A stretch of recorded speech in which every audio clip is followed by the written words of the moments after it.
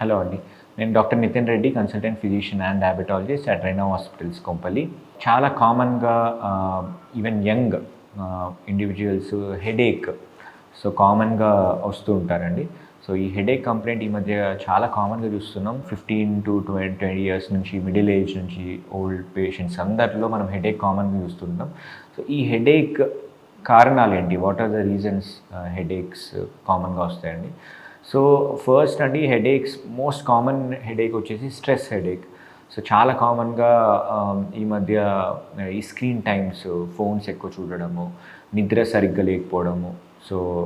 ఇలాంటి కామన్‌గా చూస్తుంటాం. దానివల్ల వచ్చే headache stress headache is very common headache. Most important thing ఏంటంటే అండి, స్లీప్ అనేది adequate sleep is very much important. Make sure you have at least 7 to 8 hours of sleep and screen time. యూజువల్గా మనకి నిద్రపోవడానికి ఒకటి మెలటోనిన్ అనే ఒక హార్మోన్ ఉంటుందండి. That is very much important. ఆ హార్మోన్ కనుక మనము ఎక్కువ స్క్రీన్ టైం బిఫోర్ బెడ్, ఎక్కువ స్క్రీన్ చూస్తే కనుక హార్మోన్ లెవెల్స్ తగ్గే ఛాన్సెస్ ఉంటాయి. దానివల్ల మనకి స్లీప్ ఎక్కువసేపు పడకుండా ఇట్ విల్ టేక్ టైం, నిద్ర పడడానికి చాలా టైం అయ్యే ఛాన్సెస్ ఉంటాయి. స్లీప్ డిస్టర్బ్ అయ్యే ఛాన్సెస్ ఉంటాయి. అందుకే make sure you avoid screen time before bed. At least 1-2 hours ముందు అవాయిడ్ చేయడం important. And also coffee, teas, caffeine ఉన్న డ్రింక్స్ బిఫోర్ స్లీప్ 3 hours ముందు అవాయిడ్ చేయడం చాలా బెటర్ అండి. అండ్ స్లీప్ అడిక్వేట్ ఉండి కూడా ఇంకా హెడేక్స్ వస్తున్నాయి అంటే ఇంకా కొన్ని కాజెస్ ఉండొచ్చండి. ఒకవేళ మోస్ట్ కామన్ మనకి వన్ టైప్ ఆఫ్ హెడేక్ని మనం మైగ్రేన్ హెడేక్ అంటాం. ఈ migraine headache usually one sided headache ఉండొచ్చు. స్ట్రాంగ్ ఫ్యామిలీలో కనుక హెడేక్స్ కామన్గా ఉంటే కూడా చూస్తూ ఉంటాం. అండ్ యూజువల్గా లైట్ చూస్తే ఎక్కువ అవ్వడము, వామిటింగ్ లైక్ సెన్సేషన్స్, ఇలాంటివి మనం చూస్తూ ఉంటాం ఆ హెడేక్తో పాటు. ఇలాంటి సిమ్టమ్స్ ఉండి ఫ్యామిలీ హిస్టరీలో కనుక మైగ్రేన్ హిస్టరీ ఉంటే డెఫినెట్లీ మైగ్రేన్ హెడేక్ అని మనం సస్పెక్ట్ చేయొచ్చండి. దానికి కొన్ని ట్రీట్మెంట్ ప్రోటోకాల్స్ ఉంటాయి. ఆ ట్రీట్మెంట్ స్టార్ట్ చేస్తే యూజువల్లీ వాళ్ళు రెస్పాండ్ అయ్యే ఛాన్సెస్ ఉంటాయి. అండ్ ఇంకా కొన్ని కామన్లో మనము ఫ్యామిలీ హిస్టరీలో హై బీపీ, బీపీ ఎక్కువ ఉన్నా కూడా మనకి ఈ హెడేక్స్ కామన్గా వస్తుంటాయి. ఈ హై బీపీ అనేది మనకి ఫస్ట్ మోస్ట్ ఇంపార్టెంట్ హిస్టరీ ఏంటంటే ఫ్యామిలీ హిస్టరీ. ఫ్యామిలీలో కనుక హై బీపీ సిమ్టమ్స్ ఉంటే మనం డెఫినెట్లీ బీపీ చెక్ చేసుకోవడం చాలా ఇంపార్టెంట్. ఈవెన్ 20-25 ఇయర్స్లో కూడా మనం బీపీ హై ఉండే పేషెంట్స్ చూస్తున్నాం. దీనికి ఏంటి హై బీపీ వచ్చే రిస్క్ ఫ్యాక్టర్స్ ఏంటి? హై బీపీ మనకి మోస్ట్ కామన్ అండి, ఫ్యామిలీ హిస్టరీ ఒకటి. ఫ్యామిలీలో ఉంటే కనుక మనకి వచ్చే ఛాన్సెస్ ఉంటాయి. అండ్ ఇంకొకటి మన డైటరీ లైఫ్ స్టైల్ చేంజెస్. మన డైట్లో కనుక సాల్ట్ ఇంటేక్ చాలా ఎక్కువ ఉండి, మసాలా, స్పైసీ ఫుడ్స్, పికిల్స్ ఇలాంటివి కనుక ఎక్కువ తిని, and lack of physical activity లేకపోవడం వల్ల వెయిట్ పెరిగి, ఇలాంటి కారణాల వల్ల డెఫినెట్లీ బీపీ హై ఉండే ఛాన్సెస్ ఉంటాయి.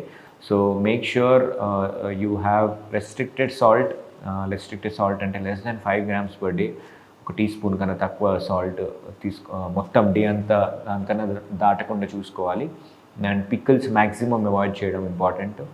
అండ్ బయట ఫుడ్స్లో ఎక్కువ సాల్టీ ఉన్న ఫుడ్స్ అవాయిడ్ చేయడము, యాడెడ్ సాల్ట్ మనము పైన యాడ్ చేయడం తగ్గించుకోవాలి. అండ్ ఫిజికల్ యాక్టివిటీ అట్లీస్ట్ రోజుకి ఒక 45 minutes to 1 hour, 5 to 6 days a week ఖచ్చితంగా ఫిజికల్ యాక్టివిటీ టైం ఇచ్చి ఈ డైట్, లో సాల్ట్ డైట్ కనుక మనం ఫాలో అయ్యి ఉంటే కనుక ఖచ్చితంగా బీపీ, ఈ ఫ్యామిలీలో ఉన్న హై బీపీ ఉన్న పేషెంట్స్ డెఫినెట్లీ వాళ్ళకి రాకుండా మనం జాగ్రత్తలు తీసుకోవచ్చు.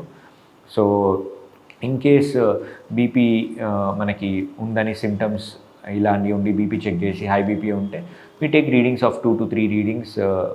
చూసి కనుక హై బీపీ ఉంటే వాళ్ళని హైపర్ టెన్షన్, హై బీపీ ఉన్నట్టు మనం లేబుల్ చేస్తాం. వాళ్ళని వెంటనే మెడికేషన్స్ మీద పెడతాం. కొన్ని ఫాలోఅప్ టెస్ట్లు ఉంటాయి. ఈ హై బీపీ వచ్చే కారణాలు ఏంటి, ఎవాల్యుయేషన్ కొన్ని టెస్ట్లు ఉంటాయి. ఏ టెస్ట్లు అంటే మనము ECG, urine test, cholesterol test, lipid profile అంటాం. Heart related test like 2D echo, kidney related టెస్ట్లు, కిడ్నీ ఫంక్షన్ టెస్ట్. సో ఇలాంటి కొన్ని బేసిక్ వర్కప్ చేస్తామండి. సో ఇలాంటి బేసిక్ వర్కప్లో కనుక మనకి ఏమన్నా కొన్ని చేంజెస్ మనకి హై బీపీ ఉండే సిమ్టమ్స్ కొన్ని ఉంటాయి. కొన్ని టెస్ట్‌లో మనకు తెలుస్తాయి. అవి ఉంటే కనుక straight away we will start the treatment and వాళ్ళని ఫాలో అప్ చేయమని చెప్తుంటాం. సో ఆ చెప్పిన టైంలో ఫాలో అప్‌లో ఉండి టాబ్లెట్స్ కరెక్ట్‌గా వాడితే definitely we can reduce the medications and even reverse కూడా చేసే ఛాన్సెస్ ఉంటాయి. ఇట్ ఆల్ డిపెండ్స్ ఆన్ మన లైఫ్ స్టైల్, మనం ఫాలో అప్‌లో ఎంత కరెక్ట్‌గా ఉన్నాం, మన మెడికేషన్స్ ఎంత కరెక్ట్‌గా వాడుతున్నాం, ఇవన్నీ మీద ఉంటాయి. సో డెఫినెట్లీ మనం టైంకి మెడికేషన్స్ వాడి బీపీ కనుక కంట్రోల్గా ఉంటే డెఫినెట్లీ హై బీపీతో వచ్చే కాంప్లికేషన్స్ చాలా ఉంటాయి.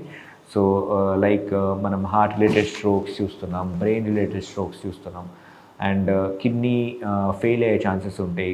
Chronic kidney disease are acute kidney injury.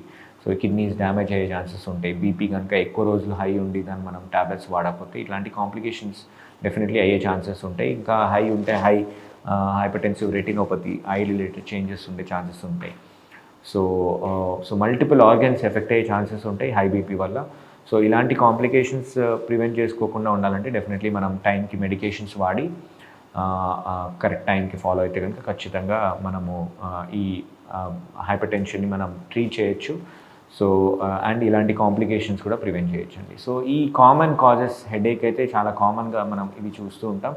So ఇలాంటి సిమ్టమ్స్ కనుక ఎవరికైనా ఉంటే వెంటనే ఫిజిషియన్ విజిట్ అయ్యి హెడేక్కి కారణమయ్యే రీజన్స్కి మనం కనుక్కొని డెఫినెట్గా ట్రీట్ చేస్తే కనుక we can treat the cause అండి. Thank you.